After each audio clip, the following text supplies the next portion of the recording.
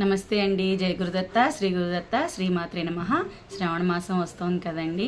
మనకి సకల ఐశ్వర్యాలను ప్రసాదించే శ్రీ వైభవలక్ష్మి పూజా విధానం, ఉద్యాపన, దానివల్ల కలిగిన లాభాలు, ఎవరు ఎలా లాభపడ్డారు, నాకెలా అమ్మవారు నా జీవితంలో మార్పు తెచ్చారు, ఇవన్నీ కూడా నేను వీడియో చేయబోతున్నానండి.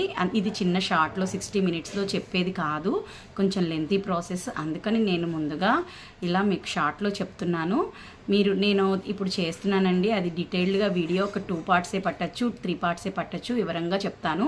నేను ఎందుకు ఇప్పుడు చెప్తున్నానంటే శ్రావణ మాసం వస్తుంది కదండి, మీ అందరూ కూడా ఆ వ్రతం చేసుకుంటారని నేను చెప్తున్నాను. అందుకని ఈ వీడియో చేస్తున్నాను, మీకు ఈ షార్ట్ చేస్తున్నాను. వీడియో కావాలి అంటే నా వీడియోస్ దత్తవాణి వరల్డ్ వీడియోస్లో చూస్తే మీకు డీటెయిల్గా దొరుకుతుంది. Please like, share, subscribe to my channel. Thank you అండి. బాయ్.